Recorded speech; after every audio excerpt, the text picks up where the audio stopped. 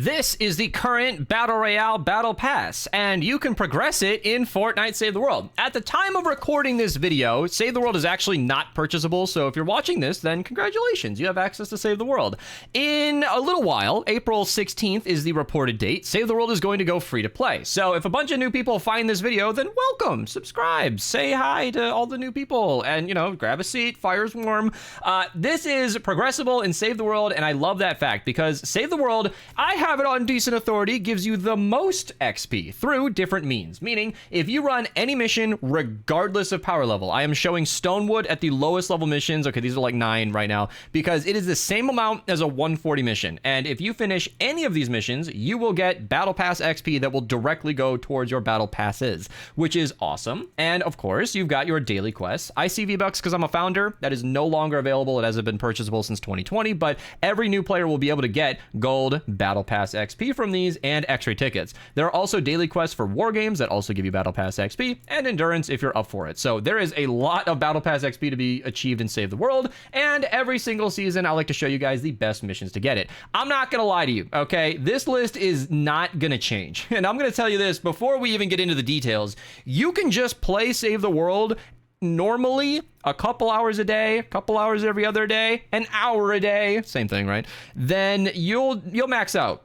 That's my point. You could just play the game and do whatever you want. So for example, us endgame players enjoy these weekly quests here where we do 10 missions in a 160 zone. That'll get you there usually. So the new cap is 40 levels a week, but the cap isn't a hard limit. It's just a reduction at the end. So you get down to like 20% of normal. I'm going to switch my screen so it's a bit easier and then full screen this so we can see everything clearly. This on the left-hand side is a list of notable missions. There is a full list of missions here. This is kept up by Archer, and it's just very, very specific if you want to get into the nitty-gritty, but these are the important ones, and I'm not gonna lie to you guys, this list is probably not going to change. Epic has settled on what they think missions should give you, and we have our approximation on how long they complete or how long they take to complete. I don't think this hierarchy is going to change for a while. Encampments, as far as I'm aware, is going to be the best mission to run if you want to just specifically get as much XP as fast as possible. That is what this video here is for. I will link this in the description down below. I'm going to mute this right away, but what this is showing you is throwing down a Teddy in Stonewood, watching it kill everything, doing it for you, and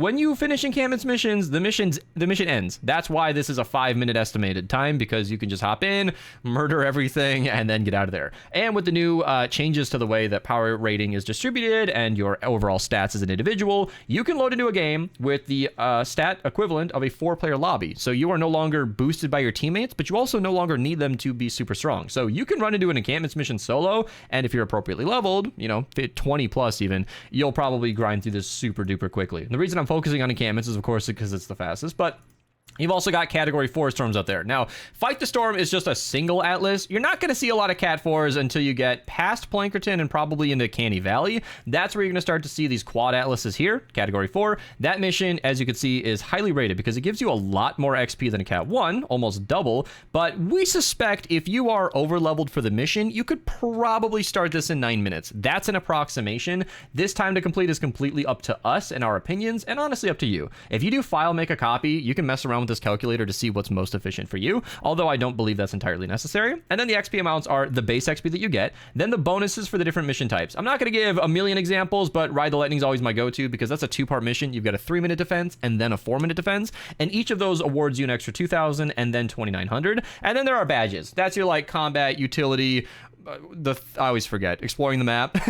If you do all 4 of them, which we suspect you will in these missions, you know, fill up the entire map, you'll get extra XP for that. And some key missions, these 5 ones notably, if you do them quickly, you'll get a speedrunning bonus for a total XP over here, divided by how long we think it'll take you, and then you've got your hierarchy for XP per minute. Yeah, you've got stuff like endurance. A lot of people have AFK setups. That's a really good thing to just queue up endurance, come back to your computer in the morning or your PlayStation, whatever, and then you get a whole bunch of XP. That works too. I don't have endurance guides. It's not really the way I like to do it, but that'll get you there. That'll get you there. And then, of course, once you hit the cap, you'll get this XP after cap. Quest XP does not have... Okay, I thought I'd be able to just highlight that, but Quest XP does not have a cap. So long as you're doing your daily quests and logging in once a day. I have 3 of these, by the way, because they do stack up. If you don't complete them, you'll just get another one, and it caps at 3. This is because I've been playing real life, and you know, the graphics have been amazing, but it has not allowed me to play a lot of Save the World. So this is stacked up, but if you do them every day, you'll get that amount of extra XP, unlimited by the XP XP cap. So it drops to 20%, so you still get to earn some, but you just don't get as much as before. And that's about as simple as that. I used to talk about dungeons a lot in these, and frankly,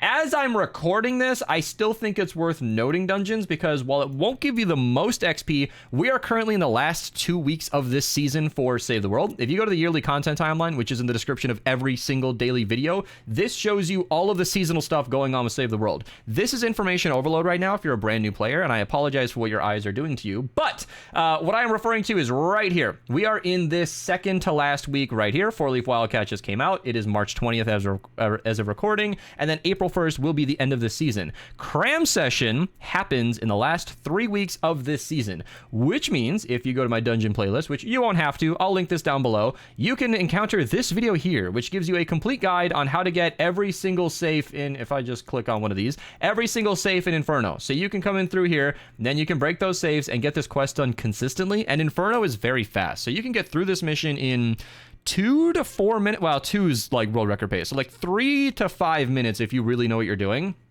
Then you get all the Battle Pass XP and the safe cracking quest done at the same time. It's a really, really nice way to go. And yeah, so I might be able to show you that encampments is the best XP amount, but it's only slightly less, like maybe 10% less, not even. So 1/11th less to do Inferno, and you're getting your safe cracking quest done as well. And frankly, 4 minutes is like the high end. If you know what you're doing, and we can do it in 3 minutes, suddenly it's well and above 6,700 over 5,500, the best source. So don't take these numbers at complete face value. Adjust for what you know you and maybe your team of friends can do. If you don't have a team of friends, by the way, Discord link down below. There's a big resource there. I know that matchmaking in Save the World is a little buggy at the time of recording this. I've seen a lot of complaints in my comments, which is great. That's how I learn things. Comment down below. But our Discord community, while Minerva is not a Discord server for Save the World, it's my personal server.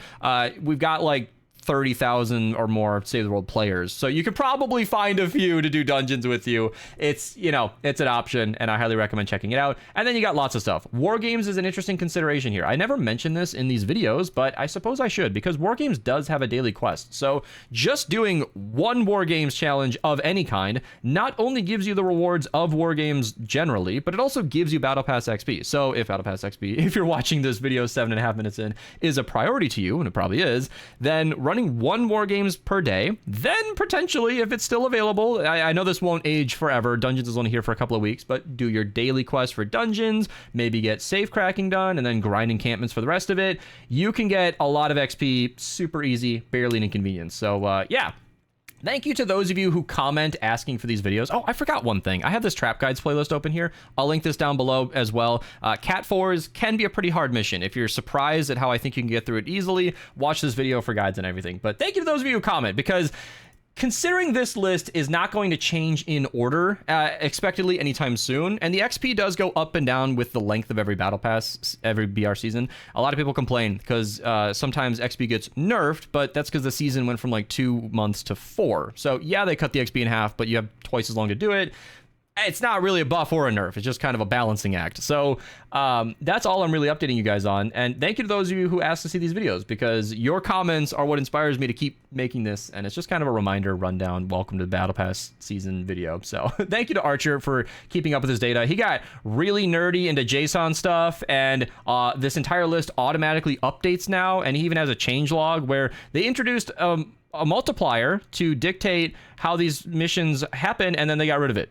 So I don't know. That's back end stuff, but it's funny and he deserves some credit. So use Archer's code, Archer_uwu, to support him financially with anything you buy in the BR shop. And if you want to support me, feel free to use code Mista at your checkout. That's it. I'm out of here. I'll see you guys in the next video. Subscribe, like the video, get a tattoo with my name on it, name your firstborn after me, stuff like that. Sacrifice a lamb to the devil for me, whatever YouTubers ask for, just basic stuff. And that's it. Have a good rest of your day.